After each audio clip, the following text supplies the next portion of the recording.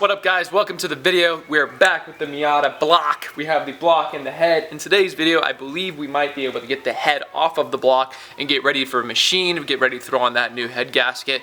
And also, so we're gonna do that really quick. It shouldn't take too long. And then after that, I'm gonna show you all the parts I've accumulated so far for this turbo 1.8 to 1.6 swap Miata engine type thing.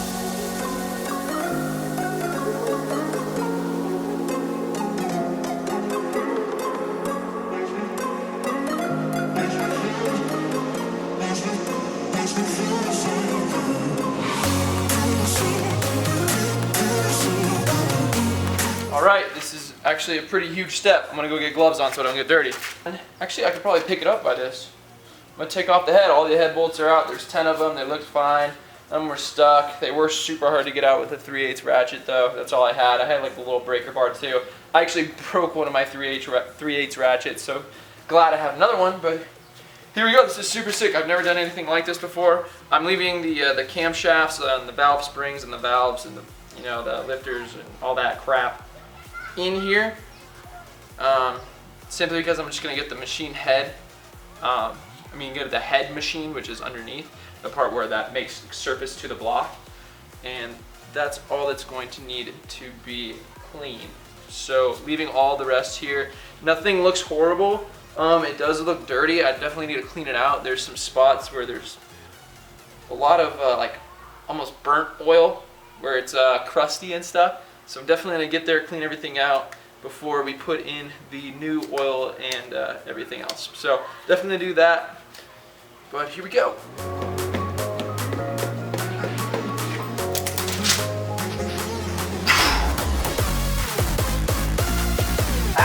This thing isn't light!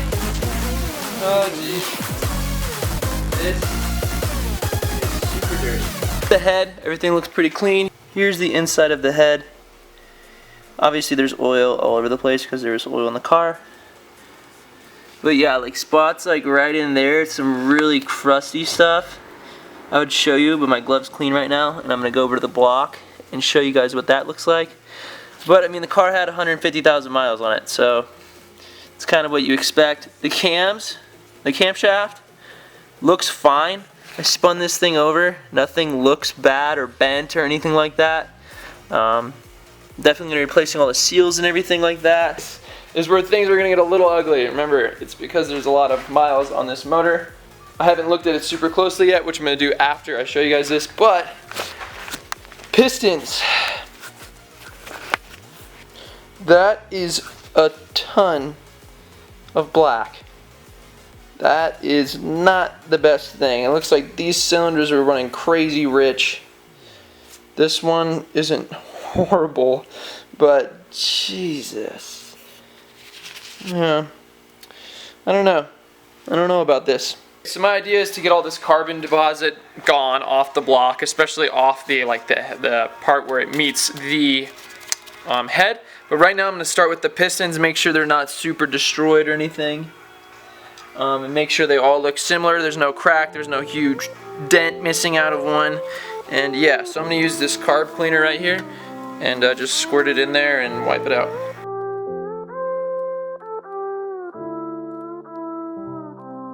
I am who I'm meant to be. Cylinder number 1. Here it is before and the aftermath. Let's move on to number 4.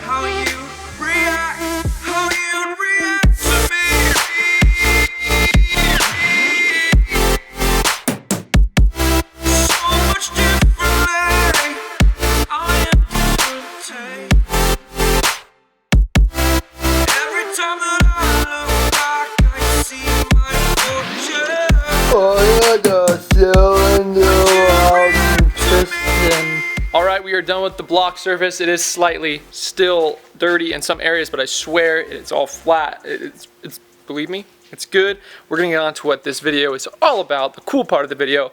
We got a million boxes back there. I'm about to open them up. About to move the Speed 3 back it out, have a ton of space right there in the garage for all the boxes, and then we're gonna open them. And we're back. As you can tell, There are a few things behind me. Let's just go ahead and jump into it. I'm gonna set up a little spot. There's honestly probably 15 or 16 things here, so we'll just talk about it right now. Doubted all that I could do. All right, let's jump into it. First things first. Okay, so I've opened up all these things, but I kind of forget what's in what bag, so it's like a whole new surprise for me again. This is actually super tight. So, I'm not gonna open it up. Oh, yeah, I will. Oh, no, I won't. So all of these are the coolant hoses for everything in the car. I'm hoping everything works, but they're all, there's something. God, I gotta look this up now. Oh, that's what they're. They're all silicone. Silicone coolant hoses for everything in the car. Super sick. They're super sturdy. What you want in turbo build, because that those rubber lines, I've had a few go on me that are specifically near the turbo. So I'm pumped about that. This is in no particular order, by the way. This is kind of going to be all spread out. So I have a CX Racing blow-off valve with my current setup. I believe I'm going to keep the same blow-off valve just for simplicity's sake. Here's the adapter for the blow-off valve that we're going to do with the new intercooler piping. Two things down. This is my turbo feed line. I also have a turbo fitting that I'll show you in a little bit, but this actually came from the CX Racing kit that I actually didn't end up using. This was for a T25 to T28 turbo, but I was using a T3 turbo on my current setup, so I couldn't use this line. And this line's going to work perfect for us because it actually was made for a Miata and fits on the turbo, goes behind the block and fits into an oil filter sandwich. If we're talking about turbo stuff, I guess we will talk about the water lines. These water lines do fit. I already checked them out. It goes from one side of the turbo to a basically coolant, and then the other side of the turbo goes back into the block or wherever I attach these at. We talked about the oil feed line. The oil feed line will go onto this oil filter sandwich. There are 3 ports on this oil, actually there's 4 ports on this oil filter sandwich. So if I want to do anything like an oil pressure gauge or oil temp gauge, we can do this off this oil pressure sandwich as well. So this part's super sick, and I'm really hoping it works with the build. I'm going to be doing a 3-inch downpipe to 3-inch catback. The whole thing is going to be a 3-inch turbo back exhaust with no mufflers, with no resonators, and it's going to be sick. This is the piece that goes onto the turbo 5-bolt flange right here, and it ends up being a V-band clamp to the downpipe. To take off the downpipe, all you would literally do is take off this and then unbolt it. Super, super convenient. I have this on my current turbo setup, and it's so nice. Like, the welds are sick, it looks crazy, and I'm really pumped about this part. This part was pretty expensive, so it's near 80 bucks. I'm not gonna open this. This is just Redline transmission fluid or gear fluid, 75-90. Redline is like the best. I think it's called Redline. Now I don't think it's called Redline. What is in here, brother? I honestly have no idea what any of this is. Oh, gotcha. So in here I have 3 of these total. They're 3 3-inch V-bands because the entire exhaust is going to be V-banded together. No bolts necessary, no freaking adapters. Here is very easy to see. We have the new timing belt. We got some new tensioners. We have the water pump, new gaskets, and a couple of new seals for the cams, I believe. I still need a front main seal and a rear. Actually, I have the rear main seal, and you're about to see that in a second. I need a front main seal, and I might need a cast seal if they have those on the 1.8. I haven't really checked that far yet, even though I could do that right now if I wanted, but I'm not. Okay, this is something super important for exhaust that I'm currently not running on my car, which I wish I was. But actually, it's been fine so far without it. But I have a 3-inch flex pipe here. This thing is huge. The idea of this is if you don't have solid motor mounts, your motor will flex, causing the turbo to flex with the motor, causing the downpipe to flex, and the thing you want to not happen is the rest of your exhaust to flex with the motor. It tends to break pipes, so what you do is you put a flex pipe kind of right after your downpipe, so it keeps the downpipe and everything up top separate than the stuff down below, which is your exhaust. So it keeps everything good, it keeps things not cracking or breaking. Anything in here? Probably some kind of seal.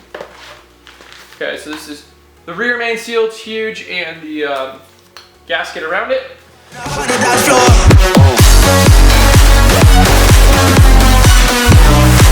Not gonna open it up, but this is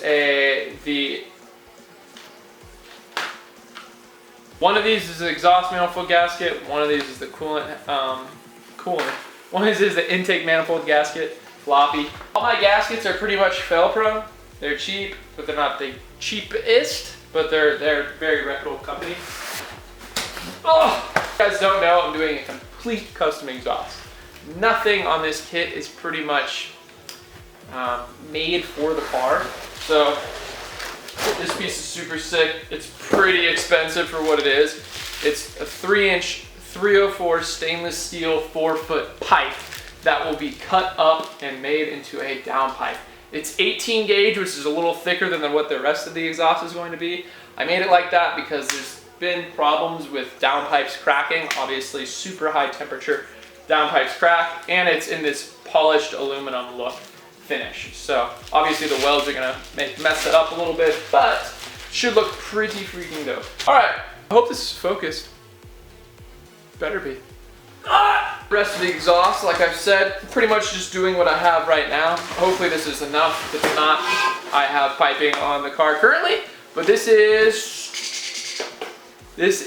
steel aluminized, so it's pretty much the cheapest stuff you can buy that I'm gonna run for the cat back. I don't really care to run stainless all the way around. For one, it's a lot more work, a lot more expensive, and I just don't care. The car's gonna make good noises with stainless, titanium, or the steel aluminized, and I'd rather save a couple bucks here and save it for spending more money on other parts that are more important.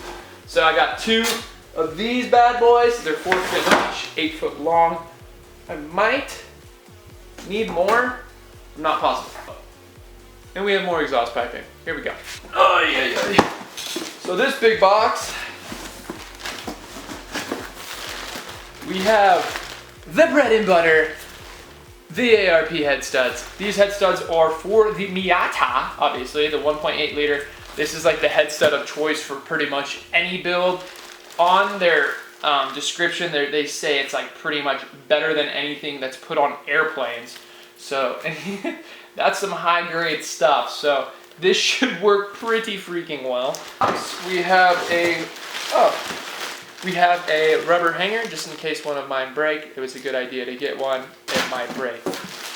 And we also have a 180-degree mandrel bend for the steel aluminized section of the exhaust, and this is to help get it to come out of the stock bumper placement, which I'm sure a lot of you are going to be happy about.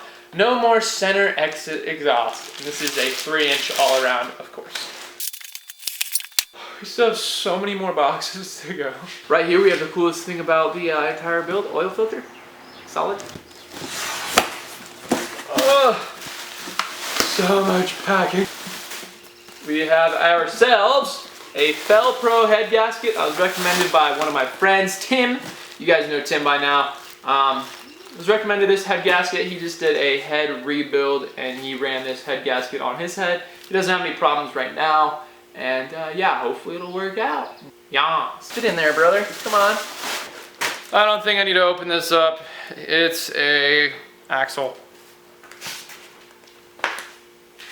And the last thing here, we have 2 24-inch, 2.5-inch in diameter intercooler piping, aluminum piping basically, that we are going to be cutting up and making a custom intercooler piping for the kit.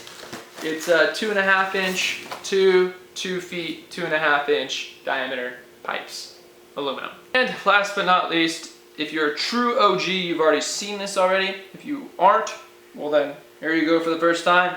We have our exhaust manifold. It is cast iron, it is eBay, so it's probably not gonna be the highest quality in the world. If you see cylinder number 2 and 3 are definitely gonna see more boost than 1 and 4.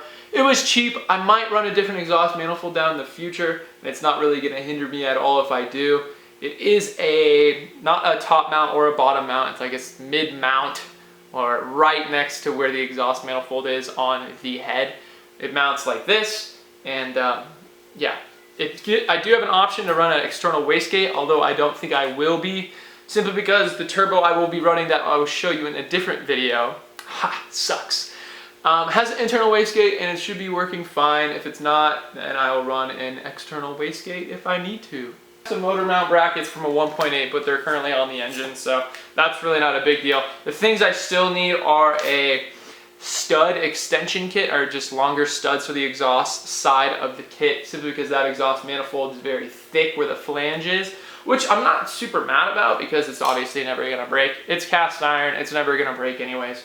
But I'm gonna put some longer studs in. That'll cost probably about 30 bucks in studs, each one being $3, because you have to get a high grade and they're gonna be longer. So I gotta find those somewhere, some auto parts store. And next thing I need are actual motor mounts. It's about 100 bucks. I gotta machine the head. It's about another 100 bucks. I need coolant, power steering fluid, accessory belts, oil, have the diff fluid and the trans fluid, other miscellaneous crap. That is the massive unboxing of all the engine / turbo parts I have so far. Obviously the turbo hasn't been shown yet, and there's probably going to be a few more parts here and there to get that I'll show you guys in later videos. So stay up to date with the 1.8 engine build and the 1.8 turbo build, I guess, as well. Thank you guys so much for watching. If you liked the video, like the video. If you didn't like the video, you better like that video, comment, and subscribe. Peace!